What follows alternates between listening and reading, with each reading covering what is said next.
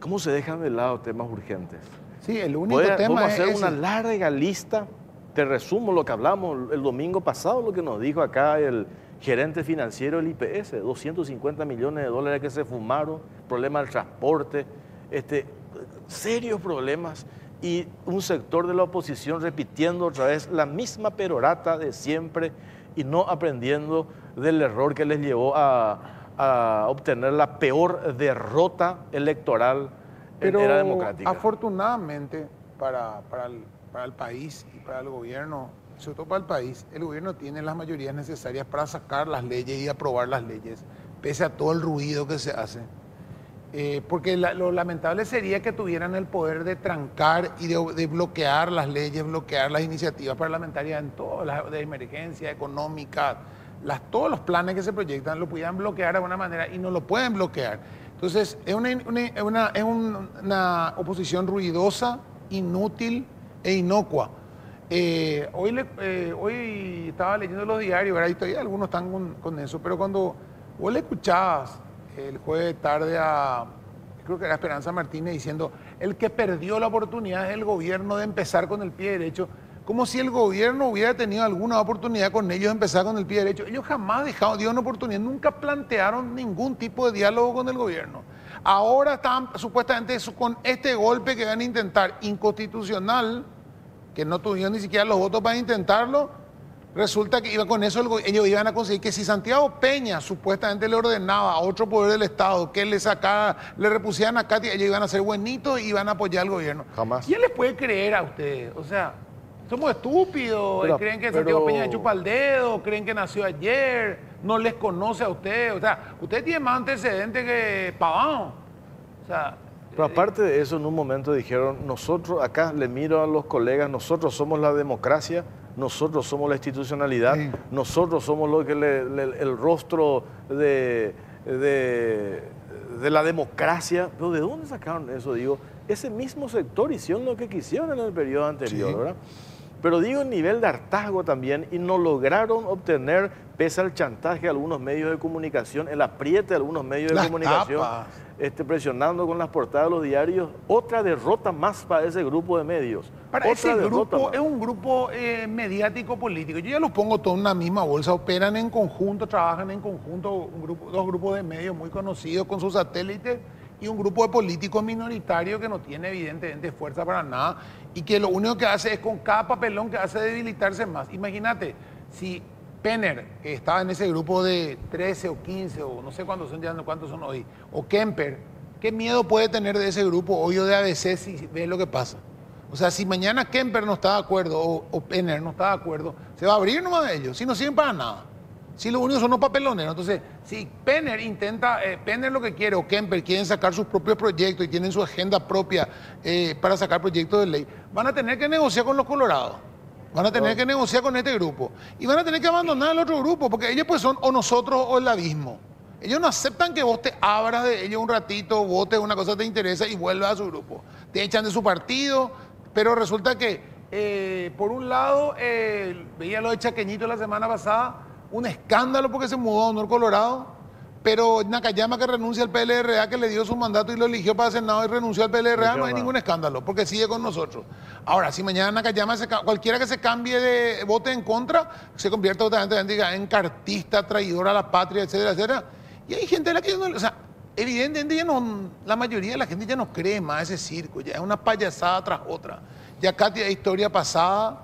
Katy ya desapareció y tendrá que probar suerte en las municipales o en las generales. Lo hizo Dionisio Amarilla, probó y logró y volvió. O sea, sí. Y tampoco se acaba el mundo, ¿verdad? No muere nadie.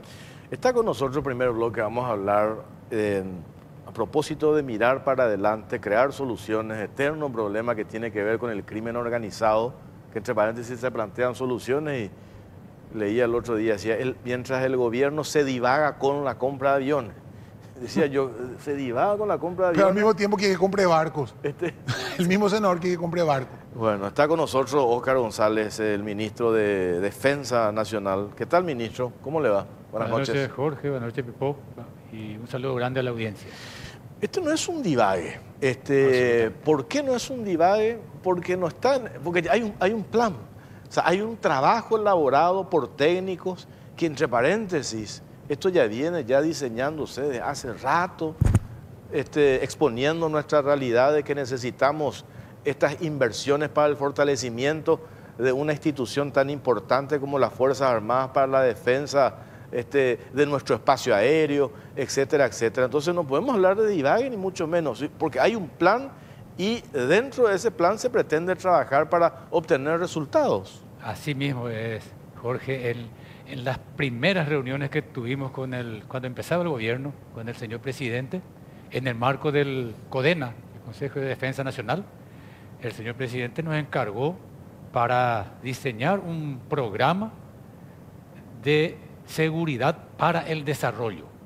Eso marca un rumbo, una línea del gobierno nacional, y nosotros lo que hacemos es poner en práctica ese programa. Cuando estamos hablando de la adquisición de tecnología, adquisición de aeronaves, todo se hace en el marco de ese programa. Y cuando hablo de tecnología me refiero, en este caso, a los radares que tanto necesitamos para cubrir nuestro espacio aéreo, que ahora está absolutamente a merced de los criminales que sobrevuelan nuestro espacio sin control. Y no nos sirve de nada tener conocimiento de que haya aeronaves volando por los cielos sin tener aeronaves para la intersección. De manera que eso forma parte de un plan y de ninguna manera es un divague, de ninguna manera es hablar, como se dice, sin sentido y sin razón. Ahora, tampoco podemos decir, y esto que voy a decir implica inclusive una responsabilidad en el manejo de los recursos del Estado. Tampoco estamos diciendo que esos aviones, uno de ellos que se expuso días pasados, vayamos alegremente a adquirir.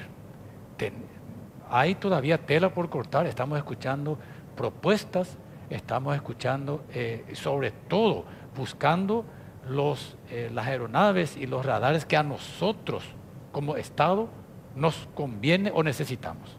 Nosotros vamos a decidir cuál es la tecnología y cuál es la aeronave que conviene al Estado en base a un estudio, así como dijo Pipo, de técnicos en defensa, de técnicos en seguridad y de técnicos en tecnología. General, cuando se habla de esto es también una cuestión que tiene que definirse, de hecho en el Parlamento se tiene que debatir, se tiene que discutir, se tiene que aprobar esa compra, se tiene que presupuestar esa compra dentro del presupuesto nacional. O sea, hay mucha tela por cortar, no es que va a venir Santiago Peña y te va a decir, ahí te deposité en la cuenta del Ministerio de Defensa 120 millones de dólares, pagale un poco a los Embraer y que te traigan los aviones, general. Dale, listo, Embraer, mandame 5 aviones y te mando 6 para que me arregle. ¿Qué hombre, quién te hago el cheque? O sea, es tan estúpido como se plantea, ¿verdad? Como si esto va a ser una decisión así autocrática del gobierno en que va, de un día para otro, va a sacar 120 millones de darle comida a los niños o medicamentos del IPS y va a comprar los aviones. Entonces, cuando se maneja con ese maniqueísmo, pero por otro lado, el mismo equipo que está planteando ese maniqueísmo estúpido, que conoce cómo funciona el Estado, cuando ustedes mandan en una cañonera, veterana cañonera, creo que tiene más de 100 años, ¿verdad? Sí. Mandan ayuda al Chaco, que es simplemente mandar comida y víveres al Chaco, reclaman que la cañonera es muy vieja, que habría que comprar una nueva. O sea, es un diálogo de locos, o sea, con locos evidentemente. Entonces, yo no sé si vale la pena el diálogo con determinada gente, porque va a pasar como con la ley esta de la caja de jubilación, en que uno se iba a querer hacer una audiencia pública, y unos locos a gritar y a insultar al que estaba disertando y al que estaba explicando. Entonces, ¿qué le puedo explicar yo a esa gente, verdad? Por otro lado, cuando se hace el reclamo y se dice aviones, ¿para qué vamos a comprar aviones si no se puede derribar? La ley no permite, la Constitución de hecho no permite que se derriben aviones sospechosos. Es justamente para la disuasión. De hecho, había una época en que en Estados Unidos tampoco se podía derribar aviones y se utilizaba la Fuerza Aérea para obligar a aterrizar los aviones de los narcotraficantes. Por supuesto, sería una cosa, una situación para solucionar rápidamente el tema si tuviéramos la ley de derribo. Claro. Se le cuenta hasta 3 para que aterrice y de lo contrario se lo derriba. Pero sin embargo, eso absolutamente no nos va a impedir cumplir con la misión. Para eso están justamente las aeronaves que van a interceptar y van a obligar a las aeronaves irregulares a aterrizar. No es que porque no haya ley de derribos ya los radares y los aviones van a ser inútiles. De ninguna manera, al contrario. Tenemos todos los procedimientos que los pilotos deben de realizar para que las aeronaves aterricen en una pista ordenada por los pilotos de la Fuerza Aérea Paraguaya, en el caso en que tengamos los radares y tengamos estas aeronaves. Cuando esta discusión, digamos, esto ya viene cuando más de 10 años, ya exponemos la necesidad de adquirir estos aviones, de equiparnos para hacer frente, porque yo decía el otro día, ministro, cuanto más estamos dilatando esto que ya se tuvo que haber tomado la decisión hace tiempo, estamos siendo funcionales al crimen organizado. Así mismo. A lo mejor indirectamente quienes hoy se oponen desde campañas mediáticas, posturas políticas, terminan siendo funcionales al crimen organizado en general y al narcotráfico en particular. Claro que sí, Jorge. Es lo que nosotros estamos diciendo desde el Ministerio de Defensa, desde el Ministerio del Interior, desde el CODENA, el propio presidente de la República. Hay una situación. ¿Cuáles son los dos fines del Estado, Jorge? La seguridad integral y el desarrollo nacional. Esos dos fines no pueden ser confrontados. Esos dos fines deben de ir conjuntamente y en un equilibrio perfecto. Cuando se dice, en vez de comprar armamentos, en vez de comprar equipos militares, ¿por qué no equipamos hospitales? Esa es una forma perversa justamente de confrontar esos dos aspectos. Y es más, yo solo doy un ejemplo. Si nosotros aseguramos nuestro espacio aéreo, vamos a disminuir sustancialmente el narcotráfico. Con eso vamos a disminuir la oferta de estupefacientes para nuestros jóvenes en las calles. Y díganme si eso no es salud pública.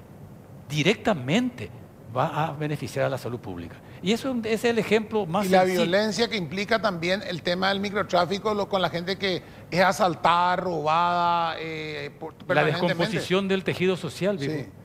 Y otra cosa más, es una inversión. Inmediatamente la DINAT va a tener mucho más recaudación, porque ahora están volando nuestros aires, los aviones sin pagar ninguna tasa, nada. ¿Por qué? Porque no están controlados. Otra cosa, la imagen país va a mejorar totalmente.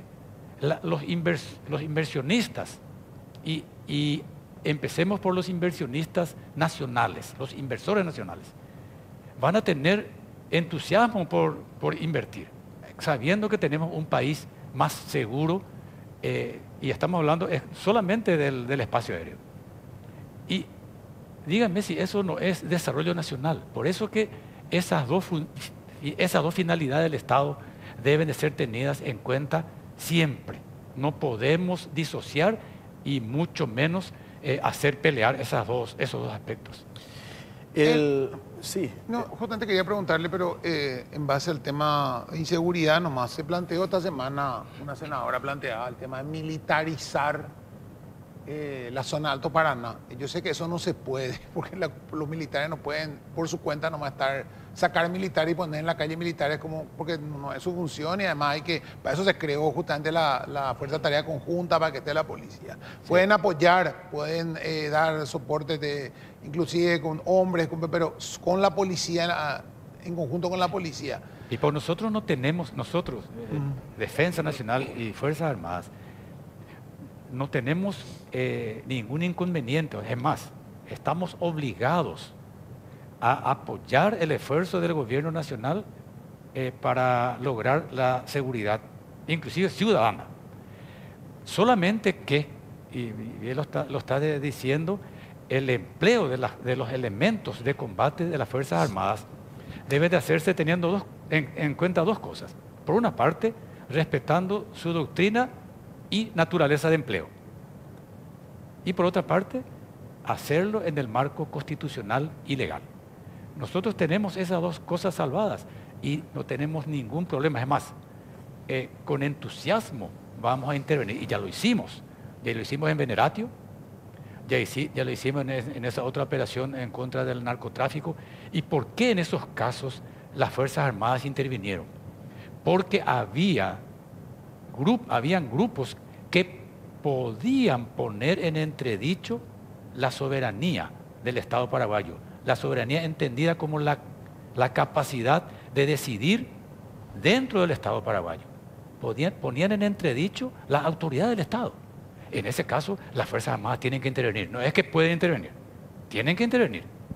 Y siempre y cuando la Policía Nacional, Dios quiera que no ocurra, la Policía Nacional se sienta un poco imposibilitada de hacer frente a acciones violentas, y en el marco constitucional y legal y con expresa autorización del señor Presidente de la República, nosotros vamos a intervenir, sin ninguna duda. Hoy ya tenemos la exposición, digamos, el escenario, la realidad que ya conocemos de memoria. Incluso quienes hoy asumen posiciones críticas fueron los que más cuestionaron que hoy el Paraguay esté considerado como un país donde ha crecido de una manera exponencial el crimen organizado.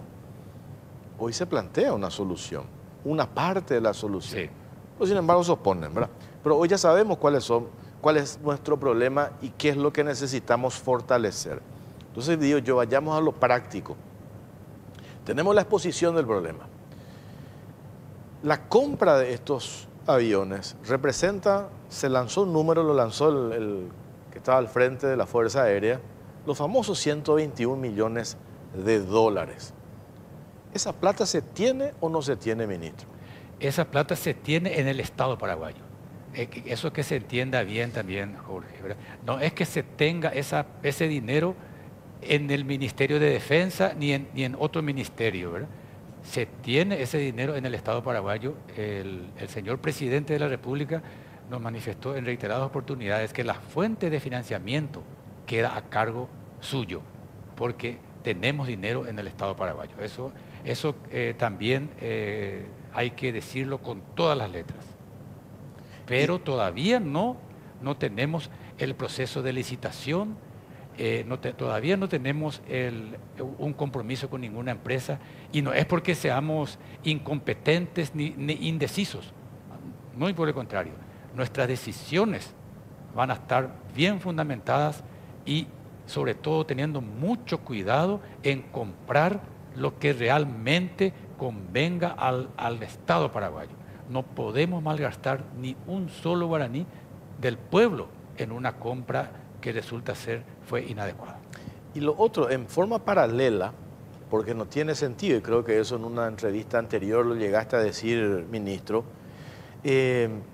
no tiene sentido que compremos los aviones si no tenemos los radares, o viceversa. Sí, si tenemos radares, detectamos y no tenemos los aviones para hacer frente, tampoco tiene sentido.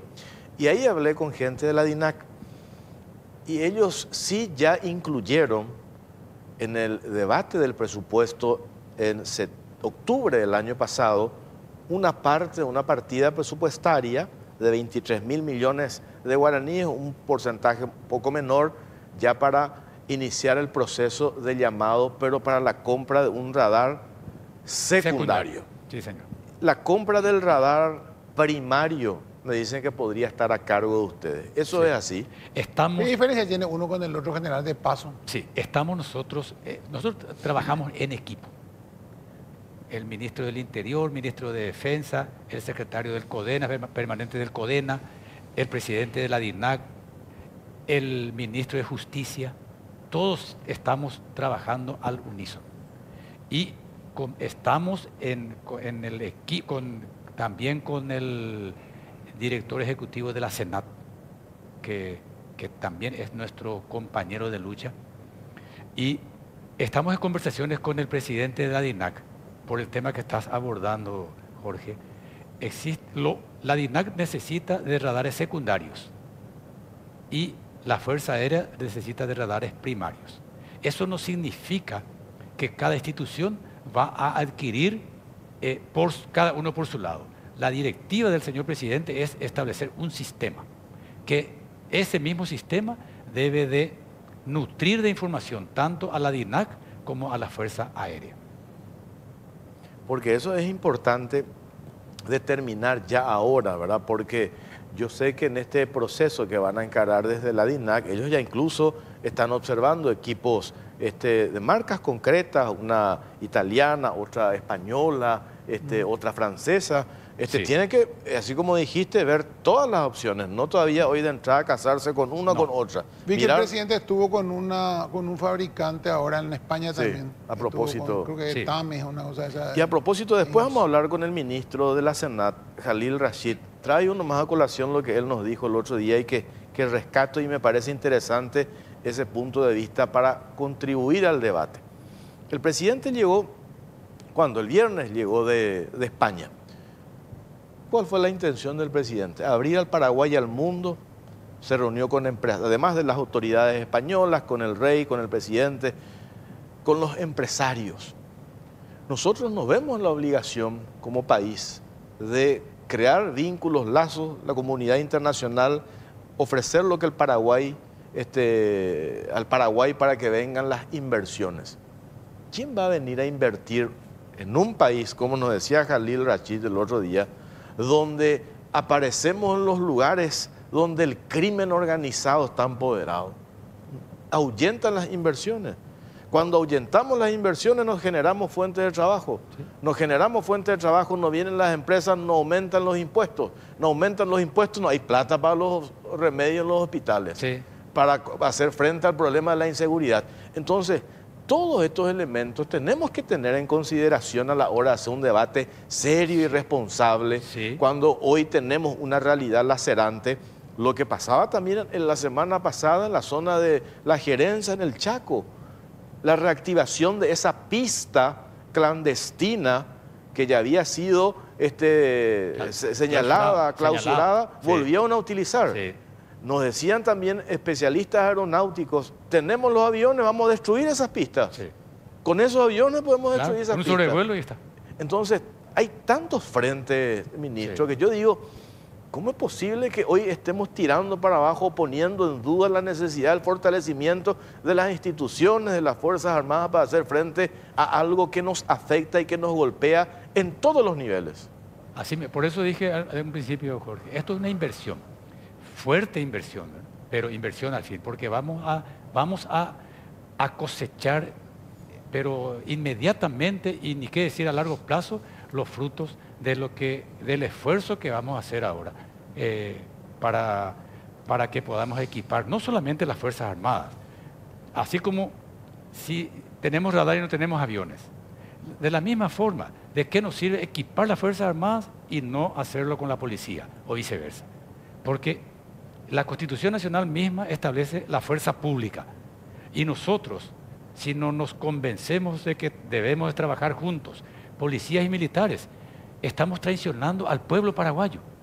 Nosotros tenemos que trabajar juntos y lo estamos haciendo. Por supuesto que con algunas dificultades a veces, cada vez, gracias a Dios, con menos dificultades. Pero cuando trabajamos juntos, policías y militares, el fruto es mucho más rápido y mucho mejor. Nuevamente traigo como ejemplo la operación Veneratio, donde hicimos un trabajo conjunto, cada uno con su naturaleza, cada uno con su doctrina. La policía entró a la cárcel y nosotros les dimos la protección afuera. Esa protección fue una garantía para ellos, para que puedan hacer sus operaciones tranquilamente, entre comillas, adentro. No fue tranquilamente, fue una operación maravillosamente concebida por la policía para entrar y también por las Fuerzas Armadas para cubrir todos los flancos, ¿verdad? O sea que tenemos que trabajar juntos porque el pueblo merece que los funcionarios del Estado, los funcionarios pagados por el pueblo, realmente hagan un trabajo que reditúe en mejor vida para los Y ciudadanos. también los mismos funcionarios que cumplen el trabajo, los agentes de la Senat, los agentes de la policía, los militares, se sientan respaldados en el sentido de tener el equipamiento acorde a enfrentar a determinados grupos que están armados como si fueran ejércitos privados. Entonces, de repente, yo me imagino cuando tienen que hacer la gente de la Senat y no tienen el equipamiento adecuado, entrar en la casa de un mega narco, esto que tiene hasta ametralladora .50, o ustedes cuando tienen que apoyar, luchar contra el EPP en el norte, que les puede poner una bomba donde quiere al paso de ustedes, que no puedan tener un blindado, que no puedan tener un vehículo con seguridad, que no puedan tener chaleco. O sea, parte de darle tan esa obligación que tenemos nosotros con los funcionarios que cumplen ese trabajo. Ahí está la responsabilidad de trabajar en equipo. Cuando la Senat necesita de algún equipamiento o de algún medio de transporte militar, entonces nosotros le apoyamos. Cuando la policía necesita, la mía. Y cuando nosotros, Fuerzas Armadas, a veces clamamos por la presencia de efectivos militares que den el respaldo legal a nuestras operaciones. Y ni qué decir la Fiscalía, ¿verdad? O sea que tenemos que trabajar siempre mancomunadamente. No hay sustituto al trabajo en equipo. Y eso hay que decirlo. Desde el primer día el señor presidente de la República nos encargó eso. Trabajen en equipo. A él se le plantea algo sobre un tema y qué dice el ministro de tal área y qué dice el otro ministro. Siempre está orientando para que trabajemos en equipo. Y la verdad que lo estamos haciendo bastante bien.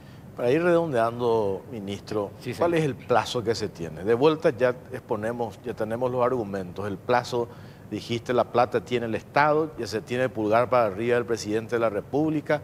¿Esto se concreta ahora, este año, o cuándo lo vamos a hacer? Esto se concreta este año. Este año. Sí. El plazo es perentorio. Nosotros tenemos dos equilibrios, o sea, un equilibrio que hacer. El plazo perentorio y la obligación de hacer bien las cosas. O sea que rápido y bien. No apresuradamente y hacer mal las cosas. De hecho, tiene un proceso, como dijimos al comienzo, tiene un proceso Absolutamente. parlamentario, un proceso presupuestario, un proceso tampoco los aviones están en exposición y venta en la fábrica, hay que fabricar los aviones, hay que preparar los aviones, hay que llevar los otros aviones allá. Va a llevar su tiempo. Sí, un radar, Pipo, que un Estado compre. Hoy compramos un radar. Te van a instalar después de 18 meses. O sea que no es una cosa de soplar y hacer botellas. No es fácil esto, tampoco es imposible. Pero para eso nosotros tenemos que poner todo lo que esté a nuestro alcance, todo el conocimiento que tengamos. Y si no conocemos algo, tenemos que preguntar, hacernos asesorar para que finalmente nuestro trabajo sea bueno. Porque nosotros no podemos permitirnos hacer un trabajo medianamente bueno. O bueno o nos vamos, porque no, como dije, no podemos traicionar la confianza del pueblo hacia sus autoridades. Ministro, le agradecemos su tiempo, muy amable. Gracias, Jorge, gracias por la cordialidad de siempre y un saludo grande a la audiencia. Bueno, Óscar González, ministro de Defensa Nacional, en torno a este tema prioritario sin ninguna duda, ¿verdad? No sé más qué es lo que tenemos que agregar. ¿Qué más tenemos que decir? No hay que agregar mucho porque discutir con una pared es medio complicado, ¿verdad? Sí. Bueno, tenemos que hacer la pausa. A la vuelta va a estar con nosotros el ministro de la Secretaría Antidrogas, Khalil Rashid. Pausa, venimos enseguida.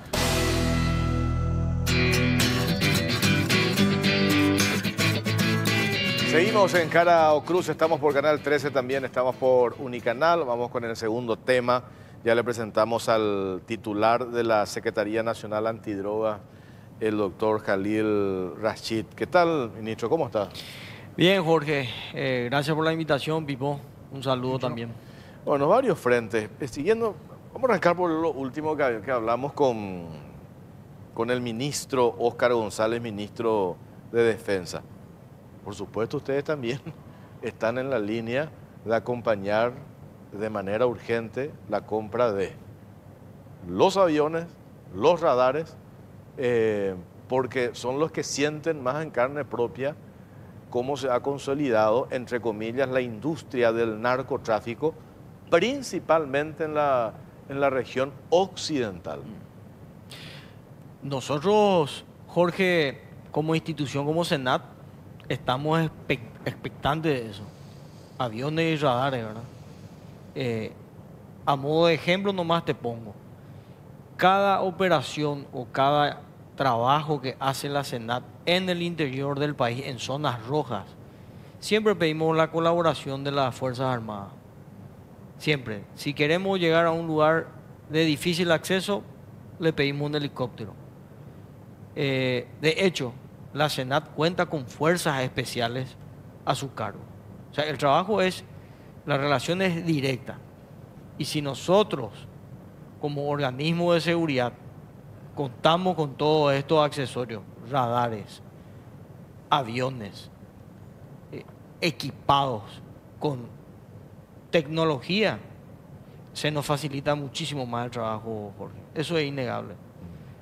Yo siempre voy a hablar desde un punto de vista en donde hoy me toca trabajar, que va vinculado directamente a la seguridad nacional. Entonces, para nosotros, eso es indispensable, Jorge. No hay punto de discusión con eso. Se necesita, Jorge. Se requiere. Aquel que conoce de este tipo de trabajo, aquel que trabajó en este tipo de operaciones, sabe que eso es necesario. Ni se discute, Jorge. Claro. Ministro, justamente ahí, ustedes están trabajando en conjunto con varias agencias del exterior de la misma área, ¿verdad? Justamente la primera pregunta que le han de hacer a ustedes, ¿tienen radar, tienen aviones? No tenemos nada de eso. Entonces ahí ya crea un problema y crea una ventaja comparativa, entre comillas, para los narcos de pasar por nuestro país. Porque si van a pasar por otro país donde hay radares, hay aviones y compañía, y ahí acá no hay, este es el paso franco, evidentemente, para ellos. O sea, tenemos que cerrar este agujero de paso, ¿verdad? Y bueno, que busquen otro lado para pasar. Correcto, Pipo. Si nosotros no controlamos por aire, por tierra o por agua, vamos a seguir siendo un país de tránsito de fácil acceso, de fácil ingreso. Es por eso que todos los aviones que vienen, o de Colombia, de Bolivia, de Perú, de donde te puedas imaginar, aterrizan acá. 10.000, 15.000 toneladas a Europa. ¿Cuántos aviones representan eso? 20, 30 aviones, 40 aviones en la gestión anterior. Entonces, por eso nomás vuelvo a recalcar, el que entiende y el que trabaja en esto sabe que eso es necesario para una lucha real y efectiva al crimen organizado, al narcotráfico. Si tenés un avión como aquellos que están, como esos que están pidiendo para la Fuerza Aérea, tenés un avión con capacidad de vuelo, con tecnología y artillado. Entonces, en vez de exponerle vos, como institución, uno como dentro de su institución, a su personal, a su recurso humano, en vez de estar en el lugar, vos desde arriba podés utilizar estos elementos, estos accesorios, para poder dar un mayor combate a este tipo de organizaciones. No es lo mismo, Pipo, Jorge, ver desde arriba que estar ahí rodeado en un monte, en donde a unos 30, 40 metros ya no sabes más si te están apuntando. Entonces uno toma, yo particularmente tomo con desprecio aquellos comentarios o críticas que se hacen cuando dicen, ¿para qué? Si no tenés esto, si no tenés aquello. No entienden. Por eso opinan. No entienden. No se dan cuenta, no conocen este tipo de trabajo. O lo otro, que yo ya me atrevo a decir, directamente son funcionales al crimen organizado. Categórico. Porque no hay otra explicación. Acordate que los últimos 5 años, ministro, vos siempre hablabas del arco libre que han dejado, y esa industria, entre comillas, se robustece.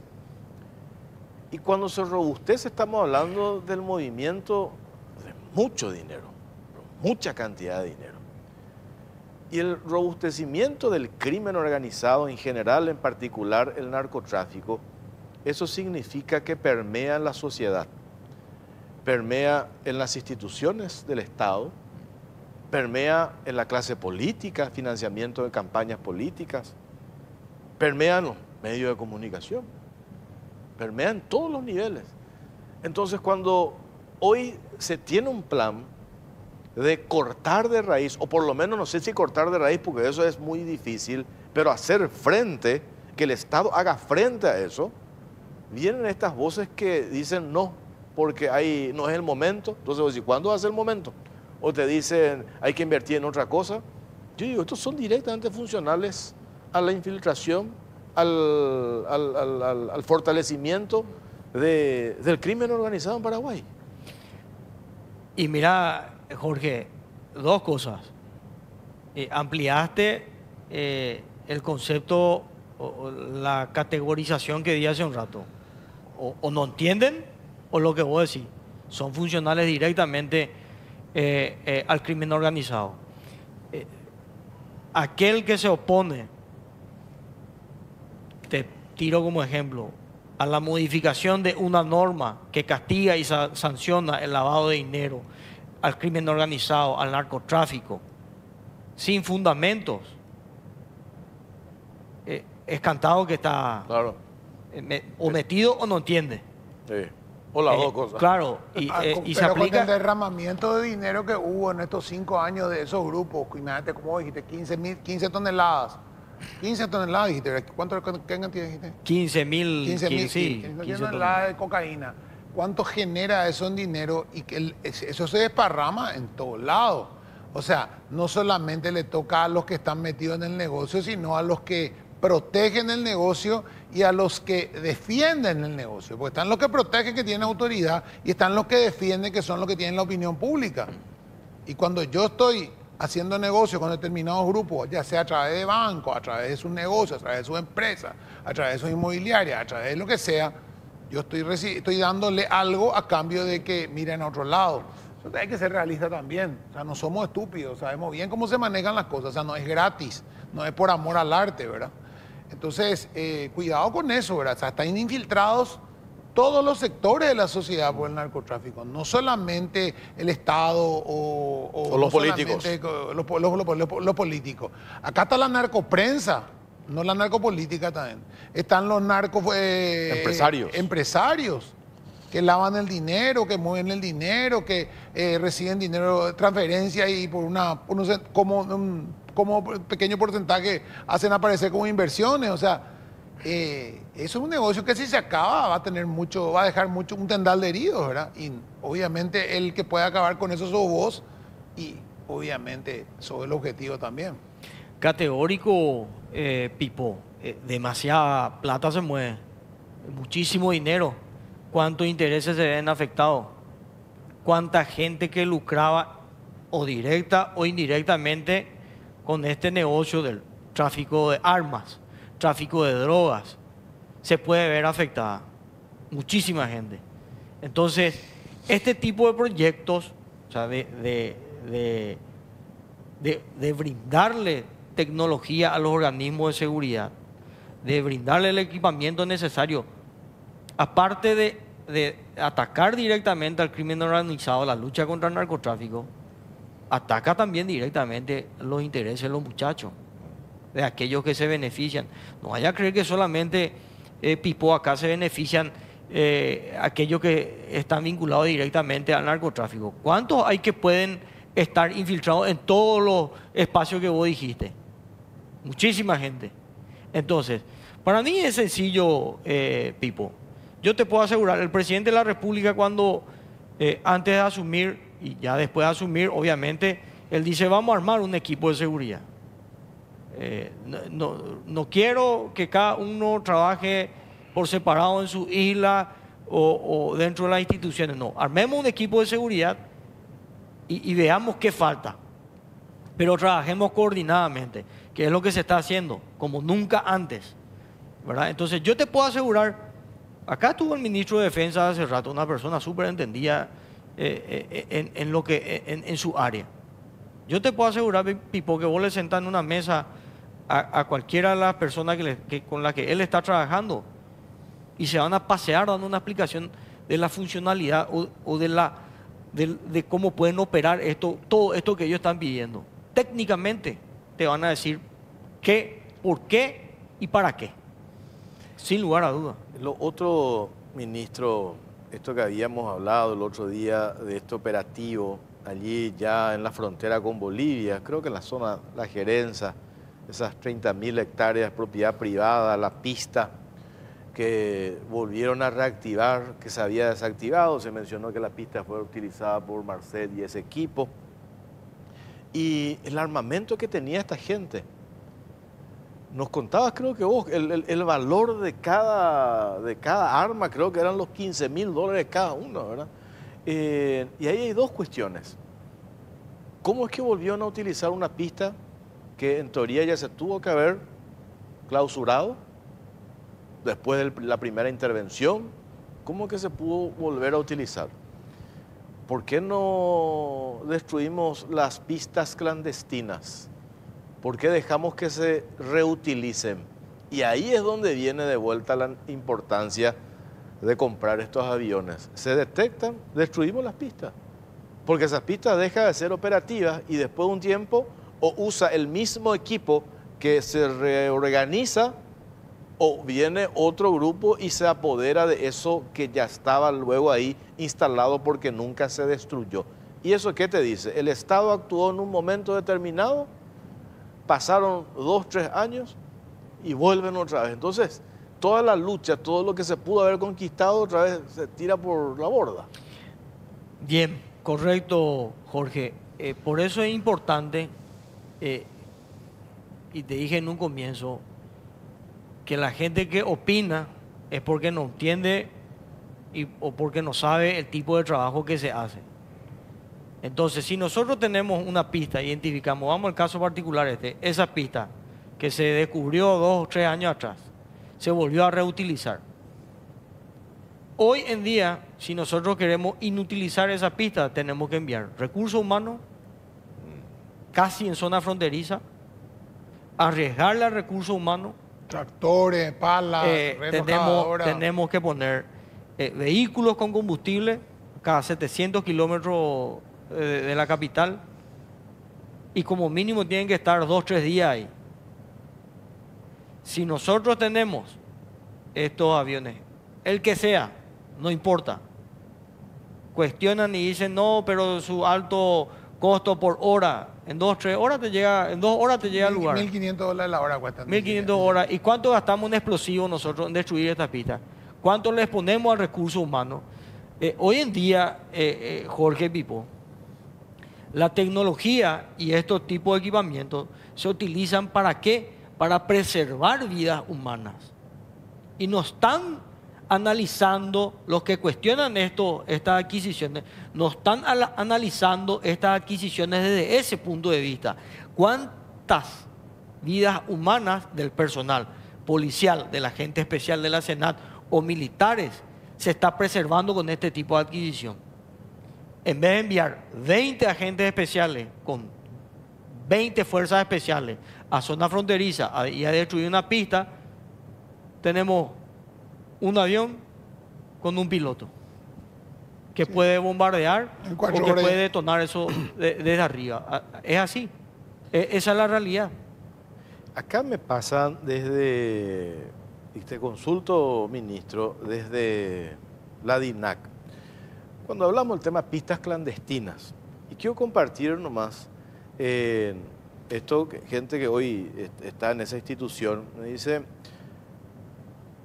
sobre el tema pistas clandestinas, para colaborar desde la DINAC, hemos entregado en formato digital y físico, georreferenciado, el 100% de la info que tiene la DINAC a lo largo de los últimos años. Todas las pistas habilitadas, todas las que alguna vez fueron habilitadas y todas las que constan en nuestro registro y se destruyeron. SENAT, Ministerio del Interior y de Inteligencia recibieron este material. La Secretaría Antidrogas es el último paso para la autorización de una pista. Es por eso que ellos en su presupuesto ya incluyeron equipamientos para combatir esto. Ni qué decir la importancia de los aviones, desde la Aeronáutica Civil, nuestra tarea es remitir estos informes a las autoridades. Ya lo hicimos y después de un tiempo iremos actualizando. Fue bien recibida la información por parte de las autoridades, que ahora son ellos quienes poseen toda la información. Gente de la DINAC hoy, creo que 1000 pistas clandestinas detallados, georreferenciados, Ministerio del Interior tienen ustedes. ¿Qué hacemos con eso? Correcto, eso es cierto, Jorge. Esa es una información que el presidente de la DINAC, Nelson Mendoza, nos proporcionó, nos brindó esa base de datos. Realmente hay que valorar el esfuerzo que él está haciendo también dentro de su institución, y todo ese informe estamos trabajando, Jorge. Todas las pistas, todas las aeronaves, aviones, helicópteros, hangares, pistas, todo eso estamos trabajando. Hoy estarían regresando agentes especiales de la SENAT de reconocimiento en una zona del país, de pistas. No te puedo decir obviamente, claro, no les puedo decir obviamente por motivo de seguridad del lugar, pero se están realizando ese trabajo en base al informe que Nelson Mendoza ya nos remitió. Solamente que es complicado y lleva su tiempo porque hay que ir hasta el lugar. Infraestructura, recursos, completo, todo. Entonces, es cierta esa información. Por un lado, la Aeronáutica Civil, que es DINAC, que hace su trabajo, y por otro lado, la Fuerza Aérea. No. Pero todos estamos colaborando, Jorge. Y es cierto, ese reporte que te pasaron es cierto, nosotros estamos trabajando directamente. O sea, no es que hay una inacción sobre el tema pistas clandestinas. No, ¿Por qué no. te pregunto esto? Porque Riera, el ministro del Interior, cuando todavía no había asumido, señalaba, dice, hay 1500 pistas clandestinas. Entonces la pregunta que hace mucha gente, y con justa razón, bueno, ustedes ya están en el poder. Sí. Entonces ahí le llamamos al presidente de la DINAC y dice, nosotros georreferenciamos todo, hicimos nuestra parte, identificamos, le enviamos formato digital a estas instituciones. Y ahí es donde viene la otra tarea que necesitamos complementar: compra de aviones, equipamiento, recursos, el tiempo que mencionaste, ir hasta la gerencia, destruir esas pistas. Si no tenemos aviones, me decían, podemos enviar tractores. Pues igual, ¿cómo hacer llegar hasta No, esa pero zona? ¿cómo sabes que la pista se usa y no tener radar?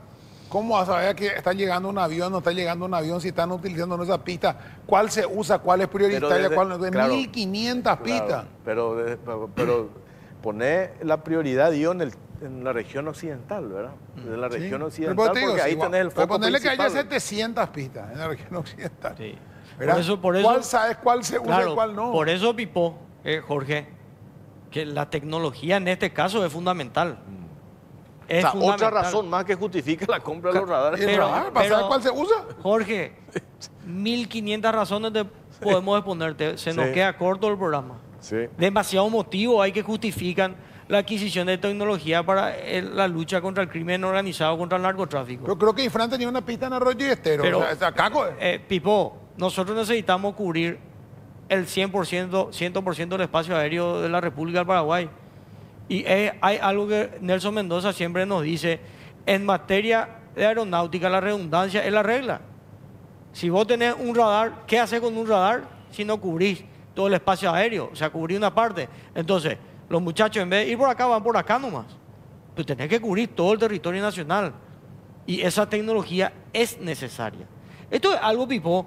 El tema de radares es algo que se está discutiendo hace años. De solamente que ahora, 1989. claro, solamente que acá ahora no sé por qué intereses políticos, mercenarios o por ser funcionales, como dijiste, Jorge, están saltando las críticas. No es así. Esto es necesario, la tecnología es necesaria. Yo les recuerdo, cuando en uno de los programas que vine acá con ustedes, les dije, presupuesto cero en tecnología para Senat. Es cierto ese reporte, Jorge. Nosotros ahora estamos presupuestando todo lo que necesitamos y de a poquito vamos viendo las necesidades y vamos adquiriendo algunas tecnologías mínimas que están dando su resultado, está dando su fruto, y vamos a seguir en esa línea. Ahora, está cayendo gran cantidad, va entrando ahora en el microtráfico. Toda Sí. la semana vemos No solamente cae en el aeropuerto y están detectando en el aeropuerto cosas que antes caían en el aeropuerto de Bruselas o en el puerto no sé de dónde, Ámsterdam. de Ámsterdam, si hay un puerto, no sé si hay puerto, estoy diciendo, era en Europa y hoy cae acá. Evidentemente acá se está controlando, hoy acá se está verificando, hoy ayer cayó, ayer, semana pasada cayó el aguatero del aeropuerto, hasta el aguatero que llevaba el agua al aeropuerto llevaba droga. Imagínense al nivel que llegamos. Y bueno, ese trabajo se hizo porque un trabajo de inteligencia, no es que cayó el aguatero de casualidad porque alguien vio. Ustedes lo venían evidentemente controlando hace tiempo, saben por dónde entraban, por dónde salían hasta que le cayeron, ¿verdad? Pero el microtráfico, eso que se queda acá, que genera un daño terrible, que genera inseguridad, que genera un montón de consecuencias directas en la población. ¿Cómo se está enfocando eso? ¿Es la SENAT, es la policía, es un trabajo conjunto? ¿Cómo van cayendo esos focos de microtráfico que parecen chicos? A mí me asusta, ministro, cuando veo las moneditas. Y digo, esa monedita es la que yo le di en el semáforo al mitad y que me limpió el vidrio. Es la misma monedita que se va a pagar el Chespi que es por 10.000. O sea, y eso está. Vi los mapas de calor que presentaron ustedes la semana pasada y eran impresionantes, ¿verdad? A ver, Pipo, hay algo que destacar, que resaltar en la cuestión del microtráfico. Cuando yo asumo la titularidad de la SENAT, le reúno a la gente y le digo, hay que cambiar, hay que romper los paradigmas dentro de nuestras investigaciones. Si nosotros como SENAT, Pipo, nos limitamos simplemente a realizar una investigación básica y llegar a aquellas personas usuarias de sustancias psicoactivas que viven, te digo entre comillas, que están en esas viviendas ultra precarias, al lado del río, al lado de un vertedero. ¿De qué nos sirve realizar ese tipo de trabajo en donde llegamos a un lugar con 7, 8 criaturas, 9, 10 personas en el lugar que no saben ni qué día es, ni qué hora es? No nos sirve de nada eso. Entonces, a partir de esta nueva administración, Pipo, hemos cambiado un poquitito, hemos subido un poco más el nivel de la investigación. ¿Y qué es lo que hacemos ahora, Pipo? Apuntemos a los rangos medios para arriba. Hoy en día nuestras investigaciones en microtráfico están sumamente afinadas, Pipo, Jorge. Si vamos a un procedimiento, a una investigación, hacemos un trabajo de inteligencia, ajustemos ese trabajo de inteligencia y apuntemos al verdadero distribuidor.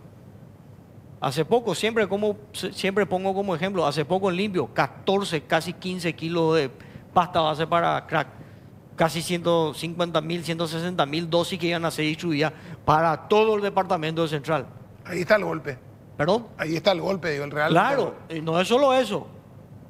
En nuestras investigaciones hoy en día, ¿qué apuntamos, Pipo? ¿Tiene vehículo esta persona? ¿Tiene vehículo este objetivo? Sí tiene. ¿Utiliza este vehículo para su distribución? Sí utiliza, correcto, incautamos. También apuntamos a los bienes. Y vamos, no es solamente ya acá, Pipo, que estamos trabajando, porque acá todo el mundo se asusta. Capital y Central, que en el mapa que viste está todo rojo, ¿verdad? Los procedimientos que se están realizando en el interior. Y cuando más pobre la zona, más roja está. Lógico, por la problemática social que genera el consumo de esta sustancia, ¿verdad? En el interior del país estamos sacando resultados altamente positivos.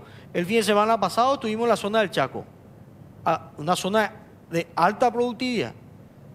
Sí, justamente. Y 2 días después... Loma Plata. Loma Plata. 2 días después hicimos un trabajo en microtráfico. Y no es lo mismo, Pipo, Jorge, un procedimiento de microtráfico en el interior del país que en la capital. Acá tenemos 100 allanamientos de microtráfico. Es mucho más complejo y más difícil en el interior del país. Porque el que está vendiendo drogas en la zona del país, en el barrio, en una despensa, le está afectando a la escuela que está ahí al lado, al club que está ahí al lado, a la canchita que está al lado. Se siente mucho más el golpe cuando se realiza en el interior, cuando es efectivo. Cambirretá, departamento de Itapúa, más de 10 veces se trató de dar con un objetivo, no se pudo. Hoy, nosotros dimos, en la semana, dimos con este objetivo. O sea, ¿a dónde quiero apuntar, Pipo? Que se están afinando los trabajos en la Senat. Estamos apuntando un poquitito más arriba. Claro. Entonces, y las cifras no mienten, no engañan. Nosotros estamos trabajando, Pipo, y estamos dando resultados. Desde lo mínimo hasta lo más. Y justamente, perdón Jorge, el tema de los reducidores que pagan las mercaderías robadas directamente con droga. O sea, roban un celular, roban un foco, roban una cubierta, roban una garrafa, lo que sea en la calle. Y directamente van y cambian una plantera y cambian por un moñito. Esos reducidores sí son, digamos, más mayoristas, ¿verdad? Tienen, casa de empeño, casa de celular, disfrazado de eso, ¿verdad? Y el Chepi sabe que se va con un celular y le van a 10 moñitos. Se va con una plantera y le van a un moñito. Atacarle a esa gente, esos reducidores. Correcto. Eso es básico, 1 más 1 en materia penal, Pipo. Se identifica un lugar de reducción, un lugar donde hay personas que están negociando, recibiendo bienes de origen ilegal, un celular, como dijiste. Bueno, se identifica el lugar, se hace un allanamiento con acompañamiento de fiscalía, te hablo ya de hechos punibles de carácter ordinario, y es sencillo, el celular, ¿y ¿de dónde salió? ¿Tener el documento de este teléfono? No tengo, correcto, se aplica la norma, nada más. Hay que hacer nomás ese trabajo, ese tipo de trabajo ya se hace en conjunto. Nosotros no tenemos intervención como Senat en ese tipo de situaciones porque son hechos punibles ordinarios. Pero el hecho de que directamente le dan yo imagino que le dan directamente la droga, no es que le dan plata a lo mejor. Al mismo tiempo son traficantes. Claro, sí. Mira, nosotros no tenemos todavía antecedentes vinculados. Sí es normal que le intenten dar un ropaje legal y traten de poner, qué sé yo, una panadería, una pizzería o un lugar de una casa de empeños, pero al final el trasfondo es otro. Y estamos trabajando, nosotros de la Senat ya tuvimos resultados en ese tipo de no con reducidores, pero sí en aquellos lugares donde tratan de darle una cobertura legal. Pizzerías, en donde incautamos, aparte de las drogas, dinero, más de 100 millones de guaraníes, microtráfico. Panaderías, lo mismo, en donde le dan una cobertura, un ropaje, una pantalla legal, pero el trasfondo es otro. A eso me refiero cuando estamos afinando muchísimo más el trabajo de inteligencia de los agentes especiales de la Senat. El otro día mencionaba el ministro el caso del aeropuerto, ¿verdad? Porque hemos visto cómo fueron cayendo en las últimas semanas nomás, ¿verdad? Vos mencionabas lo del aguatero, sí. ¿verdad? El otro golpe de 3,5 millones de dólares que querían meter. Y hay que reforzar los controles, ¿verdad? A veces es molestoso para el pasajero, ¿verdad? Que de manera aleatoria te dice, no sé cuál es el criterio, pero vení vos, te vamos a revisar todo. Y vos, pues hay que hacer eso, ¿verdad? Porque de lo contrario no vamos a cortar el camino o acorralarlos. Les va a obligar que el Estado le está persiguiendo y les va a obligar a rebuscarse. Siempre van a buscar mecanismos, la forma de hacer, ¿verdad? Pero hay que obligarles y que sientan que el Estado está presente. O si no, pues tierra de nadie. Claro, el aeropuerto, Jorge, es un caso muy particular. Acordate el último caso que tuvimos donde lastimosamente tuvimos que aprender a funcionarios del aeropuerto que trabajan en un esquema de corrupción interna para el tráfico internacional de drogas. Surge eso a través de una aprehensión de esa famosa persona que quiso pasar como si nada 10 kilos de cocaína en su bolso de mano, en su valija de mano.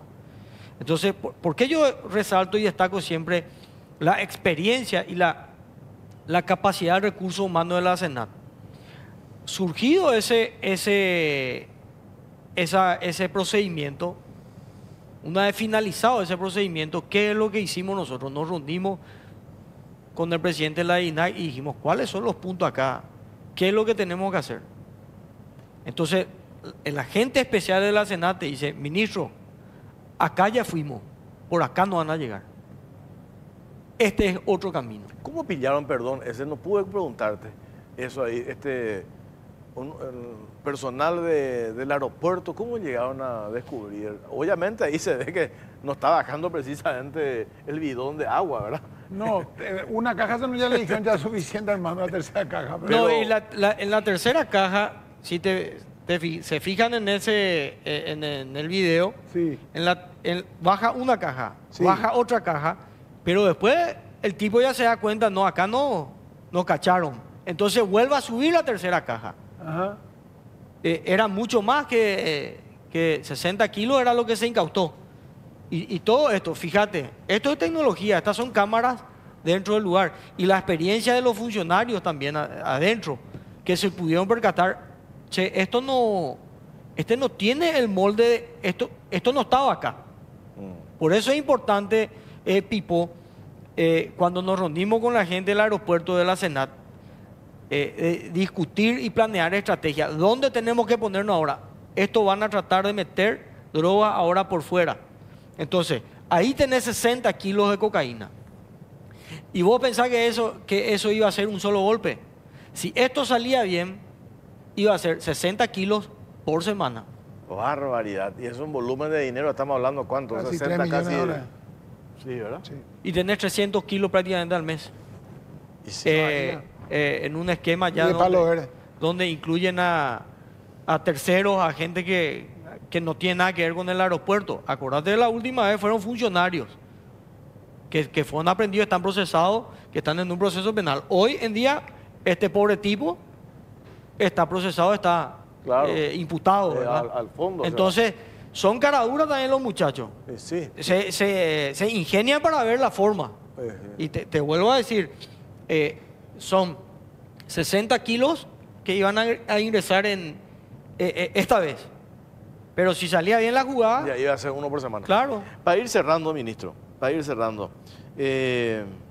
una de las instituciones involucradas en este ambicioso proyecto es la Senat. ¿Cómo estamos avanzando en SUMAR? La semana pasada declararon el departamento de Alto Paraná emergencia por lo que sucedió, el tema del joyero, que fue un escándalo. Y de vuelta hablábamos con el comandante de la policía, la mayoría, en un porcentaje altísimo, no quiero decir números, quienes cometen hechos delictivos, robos, que terminan en muerte, como le pasó al joyero la semana pasada, droga, son consumidores. ¿Cómo estamos con el tema, lo que fue SUMAR? ¿Cómo estamos en eso? Jorge, SUMAR es un programa, un proyecto demasiado amplio. Y no solamente se limita, no tenemos que limitarnos simplemente a la parte represiva, sino también a la prevención. La Senat, aparte de lo que es de lo operativo, los procedimientos que se hacen con microtráfico, que ya hemos superado ampliamente en cifras otros números anteriores. Aparte de lo que se está haciendo en microtráfico, ¿qué es lo que atacamos también en SUMAR? La parte de prevención. De la educación, Jorge. De enseñarles a los líderes de cada comunidad, a los docentes de cada comunidad, a los padres de una comunidad, de ir instruyéndole a ellos la problemática que genera el consumo de sustancias estupefacientes. La Senat está haciendo eso permanentemente. Nosotros estamos recorriendo el interior, porque estuvimos en zona del Chaco la otra vez, también dentro del programa SUMAR, ideando ya estrategias en base a la prevención. Y después eso, Jorge, también está el proyecto de DI3, que es la División de Tratamiento Residencial de la Senat, en conjunto con el Ministerio de Salud, que eso está ya nomás para inaugurarse, que es un proyecto demasiado ambicioso y y demasiado importante para todos. ¿Por qué? Porque no, aparte de lo que es el combate al microtráfico, también tenemos que centrarnos en la rehabilitación de ese usuario y de preocuparnos también de la salud mental de estas personas. Sí, absolutamente. Porque no sirve dar palo, ¿verdad? No es la solución. Sí. Tenemos que tratar también el resto. Ministro, le agradecemos su tiempo y estos datos, muy amables como siempre. Gracias a vos, Jorge, un placer, Pipo. Gracias nuevamente por la invitación.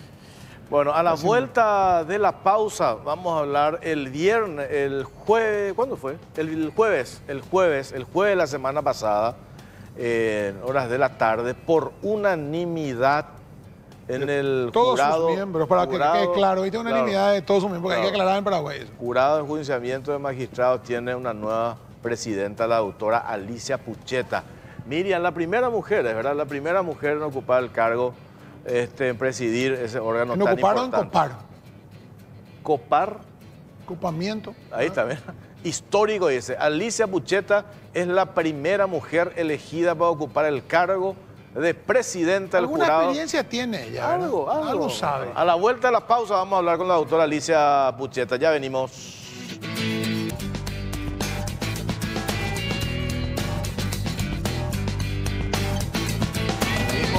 Seguimos, estamos en Carao Cruz por Canal 13, Unicanal. Y después ya le saludamos a la doctora Alicia Pucheta. ¿Qué tal, doctora? ¿Cómo le va? Buenas noches. Buenas noches, don Jorge Torres, y creo que también está Pipo Dios. Sí, doctora, ¿cómo está? Sí. ¿Cómo le va? Felicitaciones. Felicitaciones. El jueves por la tarde, por unanimidad, doctora, la eligieron como presidenta del jurado de enjuiciamiento de magistrados. Y bueno, también leíamos que esto es un hecho histórico, la primera vez que una mujer ocupa este cargo tan importante. ¿Cuál es la impronta que le va a dar a este organismo, doctora? Bueno, en primer lugar, hacer un relevamiento tanto de las acusaciones como enjuiciamientos, investigaciones, de tal manera de agilizar y tratar de ponerse al día en esos casos, especialmente comenzando con los más antiguos. Igualmente, transparentar el proceso que se tenga que hacer, ya que la ciudadanía debe tener conocimiento de cómo funciona y qué hacen los integrantes del jurado de enjuiciamiento. No debemos olvidar que esto es un servicio, porque el salario nuestro viene del pueblo. Entonces hay que devolver con mucho trabajo esa situación. Soy una firme convencida por los años que he sido ya servidora pública. Doctora, justamente por eso, con la experiencia que tiene usted por todos los cargos que ha pasado en el Poder Judicial, la trayectoria, ¿verdad? Una de las cosas que veíamos la semana pasada, decía, creo que uno de los ministros de la Corte, que estaba apurando un proyecto de ley, el tema de las chicanas, las famosas chicanas. Ley antichicanas. La ley antichicanas. ¿Qué opinión tiene sobre eso? ¿Cuál sería la función del jurado de enjuiciamiento justamente en esos temas? Cuando el mismo juez o los mismos funcionarios son los que permiten a veces, o los auxiliares de la justicia, en este caso los abogados, permiten este tipo de chicanas de 10 años, 8 años, 20 años, 14 años así. Bueno, el tema de las chicanas es una situación que el ministro Martínez Simón ya se ha ocupado hace unos años. El tema es que para que tenga resultados, en primer lugar tenemos que ver la ley. En segundo lugar, también se discute mucho respecto a la morosidad. Y en este sentido, tengo entendido que también en la Corte se está haciendo un trabajo de control, de auditoría, para poder tener la cantidad de expedientes en situación de extrema antigüedad para que esto pueda solucionarse. Porque cuando hablamos de impunidad, es por culpa de la morosidad. Entonces, esto es un trabajo conjunto. Por eso venía con muy buen resultado un convenio con la Fiscalía General del Estado, la Corte Suprema de Justicia y el Jurado de Enjuiciamiento, porque esto abarca jueces, fiscales, defensores públicos. Doctora, lo otro, cuando hablamos del rol que debe cumplir el jurado de enjuiciamiento de magistrados, siempre se tiene el temor de que se utilice ese órgano como el famoso garrote. Y acá estábamos viendo ya las publicaciones periodísticas que vienen haciendo referencia desde el Ejecutivo. Se impuso la designación de Alicia Pucheta, representante usted del Poder Ejecutivo. Pero sin embargo, esa designación que se dio el jueves por la tarde fue por unanimidad. ¿Qué significa eso? Que todos los integrantes del jurado de enjuiciamiento de magistrados con sus respectivas representaciones levantaron la mano y dieron su voto, doctora. Exactamente. Además, cada uno de ellos se expresaron, que también es importante, no solo el voto, sino también hicieron un respaldo verbal a ese voto. Claro, absolutamente. Y teniendo en cuenta ese sector con una crítica bastante pronunciada hacia su persona en particular, qué clave es demostrar absoluta transparencia e independencia al frente de esta institución. Y así como decía acá mi compañero Pipó, que no lo dudamos nosotros porque conocemos sus antecedentes, su vasta experiencia y conocimiento de cómo funciona el sistema judicial, doctora.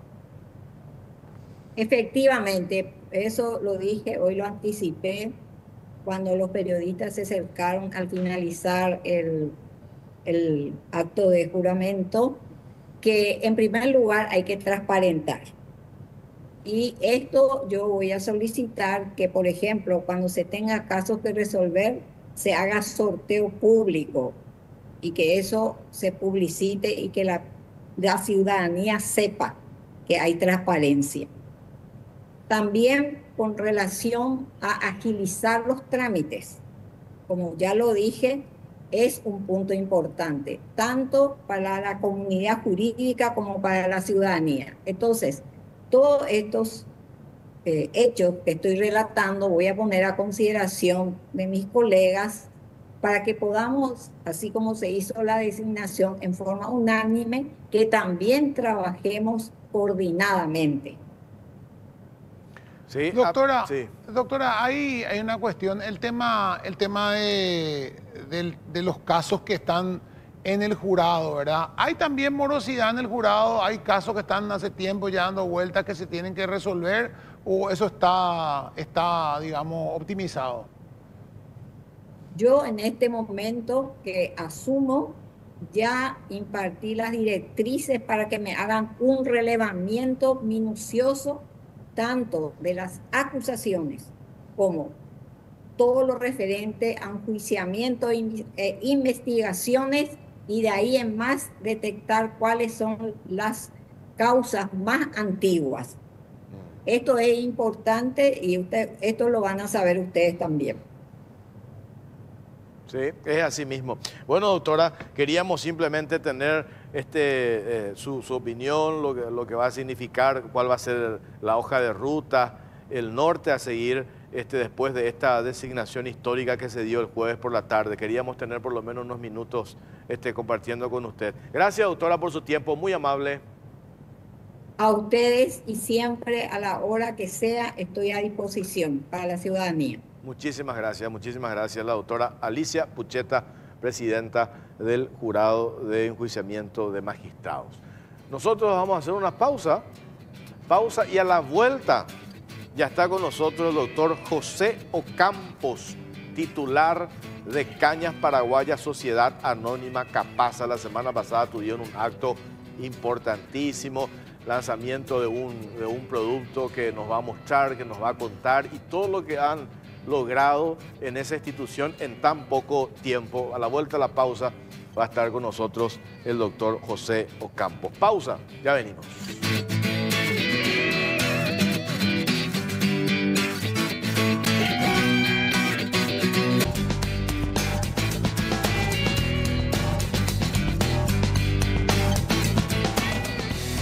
hartos temas ya esta noche, Pipo, en Cara o Cruz. Hablamos con Óscar González, ministro de Defensa, con el ministro de la Senat, con la doctora Alicia Pucheta, y ahora le vamos a presentar al doctor José Ocampos, titular de Cañas Paraguayas Sociedad Anónima. ¿Qué tal, doctor? ¿Cómo te va? ¿Cómo te va, querido Jorge? Muy buenas noches, encantado de estar aquí, Pipo también, de estar aquí en este programa emblemático con ustedes. Buenas noticias, ¿verdad? O sea, hablar de cosas positivas, importantes, este tema de Cañas Paraguayas, ¿verdad? Si vos me hubieras dicho hace 6 meses, 7 meses atrás, ¿qué va a hacer José ahí en Cañas Paraguayas? ¿Qué hace el Estado vendiendo Tipo cañas? Copaco, Mismo decíamos, tipo ¿verdad? Copaco, ¿verdad? ¿Qué es lo que van a hacer ahí en Cañas Paraguayas? Y de repente le ves ahí aumentando la producción, mejorando el producto, saliendo del rojo para entrar en números positivos. Realmente un trabajo destacable tuyo, José, ¿no? Muchas gracias, querido Pipo, Jorge. Es más que nada el compromiso y sobre todo que tenemos conocimiento acerca de lo que significa la identidad de la caña paraguaya. Siempre no nos vamos a cansar de decir, la caña paraguaya, al igual que el ron y la cachaza, proviene de la caña de azúcar, pero la nuestra es la única que viene originalmente, directamente de la caña de azúcar, convertida en miel negra de caña, y de la fermentación de la miel negra se hace la caña paraguaya, a diferencia del ron y la cachaza, que en su gran mayoría son subproductos de la industria azucarera. Entonces vemos un altísimo componente de calidad, en nuestro caso en añejos de 10, 12, 14 y 16, y como el que hicimos la semana pasada, el de 20 años. Y en segundo lugar, porque esta es la bebida que nos ha acompañado a lo largo de la historia, en todos los procesos revolucionarios, en la guerra de la Triple Alianza, en la guerra del Chaco, y muy poca gente sabe, ni siquiera los que han estudiado en colegios jesuitas, que ya el provincial de la Orden de los Jesuitas en 1680 habló de la ceremonia de preparación de la caña, era la bebida de los jesuitas en las reducciones del Paraguay. El mismo proceso se usaba, José, ¿no? Y claro, o sea, de usar la miel para hacer, de la miel. Ese es el punto que nos da a nosotros identidad, de la transformación a la miel negra en el trapiche, en las grandes ollas en donde se hierve, se obtiene la melaza, que nosotros lo comemos, miel negra con queso, antes que los comíamos en los postres, y de la fermentación de la miel negra nuestra bebida. Entonces, cuando discutimos con algunos amigos de Centroamérica, yo les digo con mucho respeto, entonces hay una gran diferencia entre un subproducto de la industria azucarera y un producto netamente orgánico como es el nuestro. El miércoles, la semana pasada, en el acto de lanzamiento de esta edición limitada de este producto Mariscal, contanos de ese producto que está ahí entre paréntesis, que estamos mostrando, que están en 2 presentaciones. ¿Por qué decidieron hacer esto? Y porque la caña paraguaya es parte de nuestra esencia, es parte de la identidad nacional, nos acompañó en los momentos felices, pero sobre todas las cosas en los momentos duros. Y como alto estandarte de representación de lo que es, porque decimos, lo que es el doctor Francia, la historia, lo que es la polca, la guaraña, el folclore, lo que es nuestro idioma guaraní, es la caña paraguaya en nuestras bebidas. Y en un día tan emblemático como es el Día de los Héroes, que fue el día viernes, no podemos estar exentos de rendir un homenaje a los héroes nacionales en la persona del héroe más grande, que es el Mariscal, y que también recuerda 2 puntos estratégicos, querido Jorge y Pipo, porque existen 2 casos únicamente en la historia en donde un jefe de Estado cae con el último de sus soldados en la batalla final. Uno es Leónidas con sus 300 espartanos en la batalla de las Termópilas contra los persas, y otro es López en Cerro Corá, en donde 130 hombres, 30 caballos enfrentan a casi 10.000 aliados, y sucumbe él como prometiera en Pilar con el último de sus soldados en su última trinchera. Entonces, ¿cómo no rendir un homenaje de esto, de ese nivel? Todo el homenaje que hacemos nunca va a ser suficiente, pero ese sacrificio debe ser reconocido siempre, porque la pregunta que todos los paraguayos tenemos que hacernos es, ¿qué hubiese sido de nosotros si ellos se rendían? Claro, es la pregunta que nos hicimos el viernes, que nos hacemos cada 1 de marzo. Volviendo un poco al tema de la caña, José, el tema, ¿cómo ha revolucionado el negocio de la caña en los últimos 2 o 3 años, donde acá esta parte se ha incorporado al segmento medio alto la caña, cuando la caña era una cosa bebida de de los pobres antes, ¿verdad? O sea, el whisky y el ron cubano y el ron de no sé dónde. Y no, que la caña no. Y de repente empezó a entrar, tenés ahí en la mesa si te enfocan las cañas saborizadas, entre los jóvenes, entre los mediana edad que toman tragos, estas bebidas premium que tenés sobre la mesa con 20 años de anegamiento, que no tienen nada que envidiarle al mejor ron o al mejor whisky, ¿verdad? ¿Cómo se ha logrado eso? O sea, qué importante para la identidad nacional, que es un problema muy notorio en Paraguay.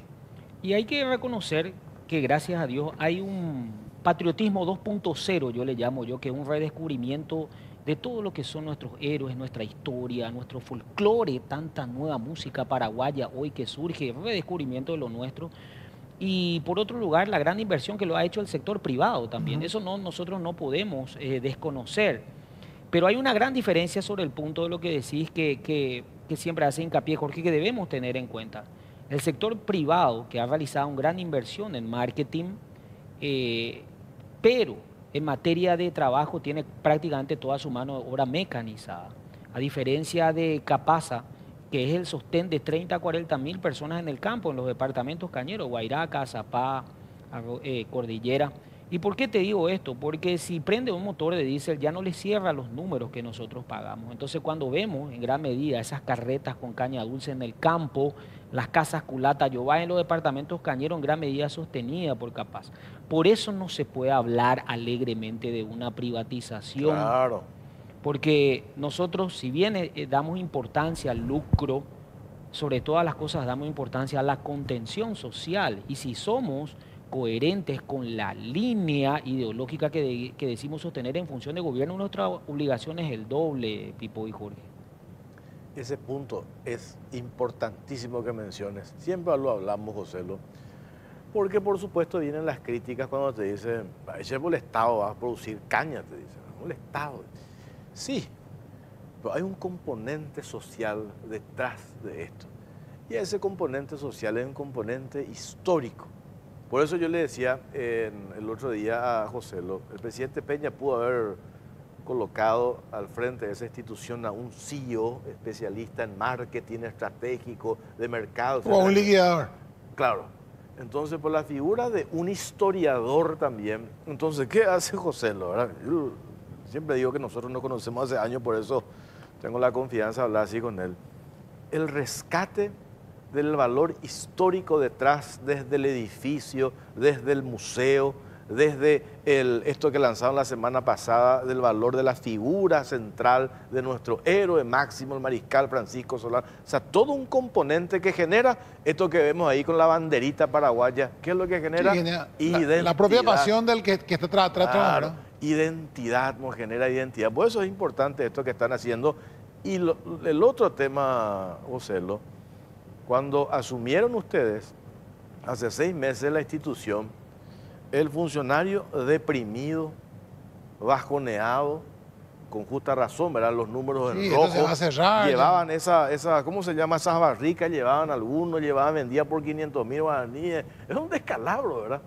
Entonces hoy se le devuelve la confianza a esa gente y veíamos el acto del miércoles a las 6 de la tarde allí en ese edificio histórico de Palma y Garibaldi, el funcionario de Capasa orgulloso sacando pecho y mostrando sus productos, ¿verdad? Eso es muy importante lo que lograron, José, más allá de la cuestión comercial, de los números, que también es importante para el sostenimiento de la empresa, pero lo otro que acabamos de mencionar me parece muy importante. Claro, siempre digo que no merece la pena recordar, pero quienes nos precedieron con lo que hicieron, con lo que acabas de describir, que es simplemente un bosquejo, en otros tiempos iban a sufrir pena capital, fusilamiento por la espalda, por alta traición a la patria. Sin embargo, nosotros no tenemos tiempo. La confianza del presidente Santiago Peña es de levantar esta empresa emblemática del Estado paraguayo. Y te cuento una cosa, muy poca gente sabe de que Capasa se mantiene con el famoso Fuente 30, con el producto de la venta de sus productos para pagar los sueldos y su mantenimiento. Pero ¿qué es lo que ocurría? Casi siempre el Estado venía calzando en los últimos años, incluso para el aguinaldo. Y en poco tiempo más, antes de terminar el año, nosotros ya nos pusimos al día con IPS, pagamos aguinaldo, Ya estuvimos al día con todos los sueldos, los ingresos, y este año 2024, querido Pipo, Jorge y a toda la audiencia lo tienen que saber, hemos comenzado, pese a ser el mes de enero y febrero los más bajos en ventas. ¿Por qué? Porque con el calor nuestra bebida es de altísimo contenido de graduación alcohólica. Nosotros hemos superado las ventas de los últimos 10 años y hemos empezado este año 2024 con un leve aumento de los sueldos para los 198 funcionarios de Capasa. La señal de que cuando hay compromiso, cuando hay voluntad, cuando hay patriotismo y pasión, se puede. Podemos abrir y mostrar por lado que es esa caja. ¿Son diferentes las dos o son presentaciones nomás? No, son diferentes, son distintos, son iguales de presentación. ¿Por qué esto, Pipo, Jorge? Contanos, po. Porque incluso hasta estos, las cajitas que hacemos, las hacen nuestros carpinteros en nuestras fábricas. Nada se tira con los toneles que están en desuso. Nada se tira, con una explicación un poco también leve de lo que es la caña paraguaya, que lo hemos traducido también al alemán, inglés, de tantos turistas que tenemos, ya que nuestro edificio emblemático, que cumple 120 años este año, fue la primera sede de la Municipalidad de Asunción, fue Ministerio de Guerra y Marina, fue Facultad de Medicina y finalmente es APAL desde 1962 y Capasa.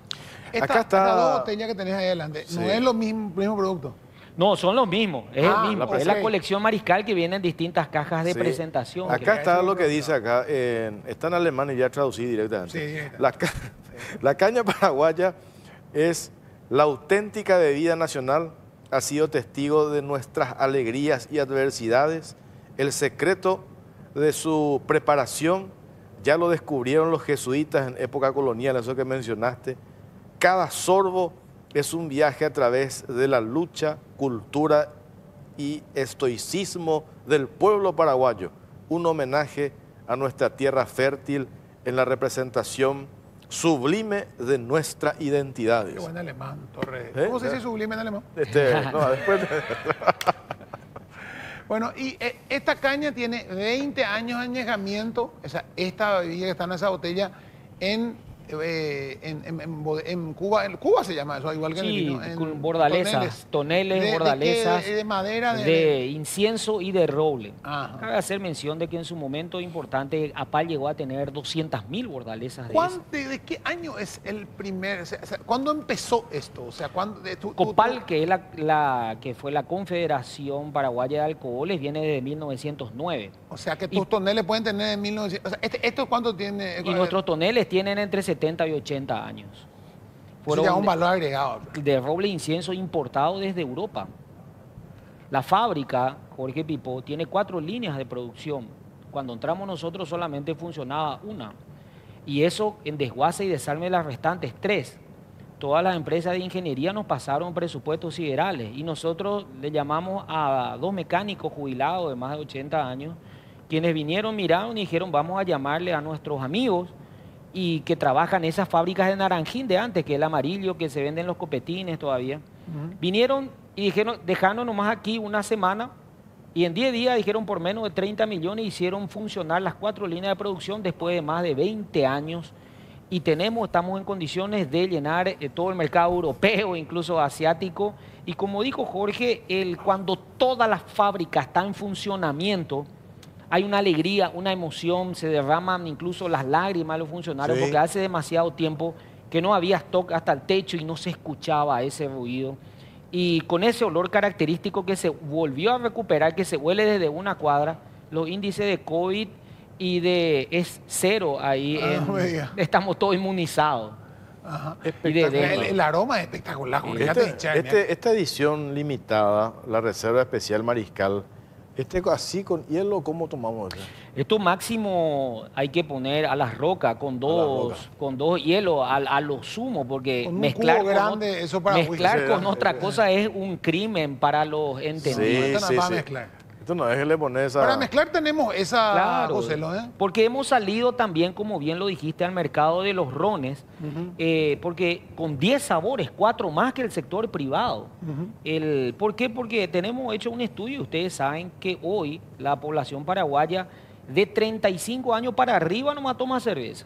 De 35 años para abajo está tomando trago. Claro, por eso una es cierto. cuestión de estilista, por una cuestión, digamos, de cuidarse. Pero y barato es también. En el tercer, Está en la mucho más tercera, barato. Sí. en la manija de la cerveza, pues ya te hincha un poco, prácticamente te tenés que desprender un botón. Sin embargo, podés estar toda la noche vos con los vasos de trago. Vas a ver nomás, ¿cuánto cuesta este? ¿Cuánto El de presentación de cuero Sí. está 350.000 guaraníes y el de Ah, presentación mirá, de madera está 250.000 guaraníes. Ese de 300, traemos un 300 ya, vamos para 350.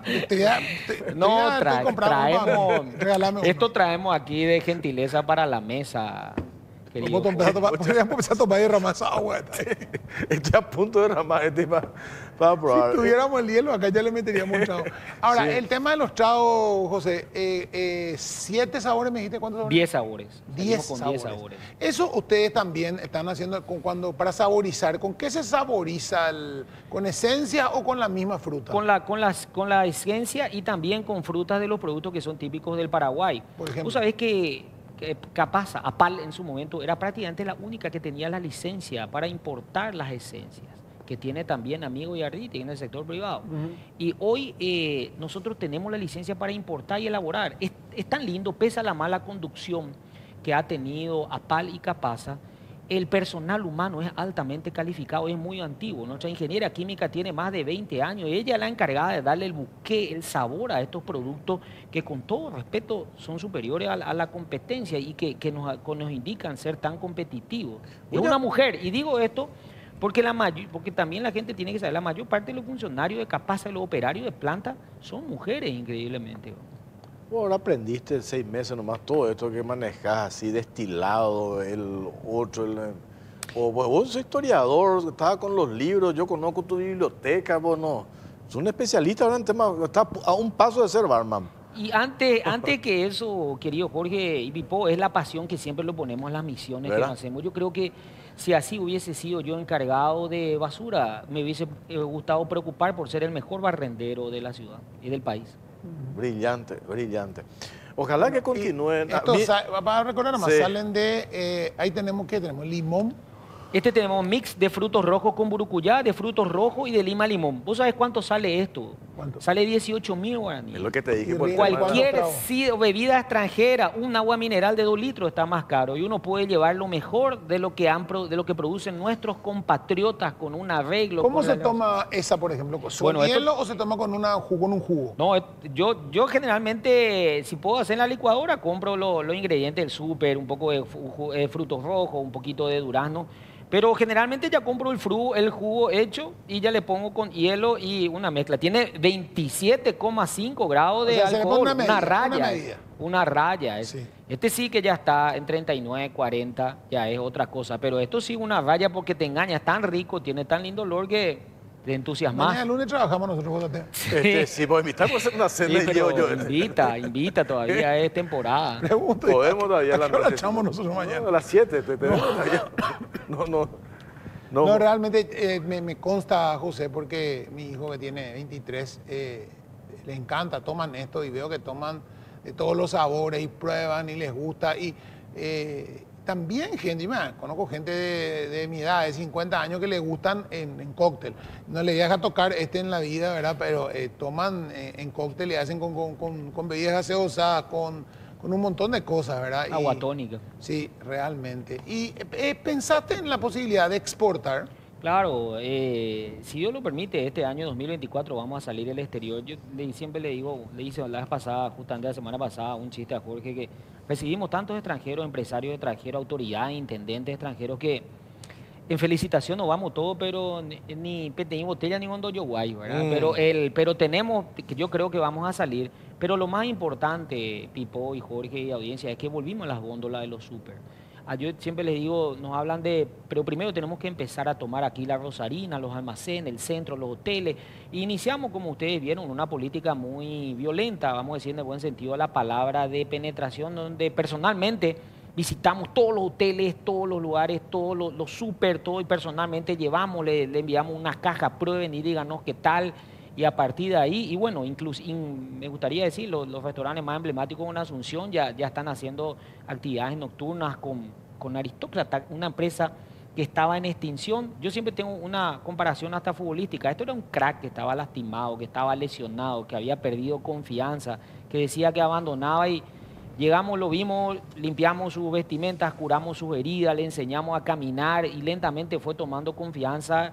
Recordó que era un crack y hoy está demostrando levemente su fortaleza. Ustedes todos se mantienen con recursos que genera la empresa, ¿verdad? Es lo que recibe decimos, ningún oxígeno. Fuente 30, Fuente la venta 30. de nuestros productos. Pero ¿qué pasaba? El Estado venía calzando para pagar los ingresos. Se llegó un momento que se le pagaba a los funcionarios con los productos. Vayan y vendan y generen ustedes. Y hemos cerrado por primera vez con aguinaldo pagando nosotros, estamos con los sueldos al día, estamos IPS al día y tanto es así que este año, pese a ser tan nuevo, hemos comenzado con un leve aumento, pero aumento a los funcionarios de Capaz. Brillante. Bueno, espectacular. Esta es edición limitada, Vivo. Sí. Menos de 1000 botellas. Menos de 1000 Hay que botellas. apurarse para tomar. Numeradas. Numeradas.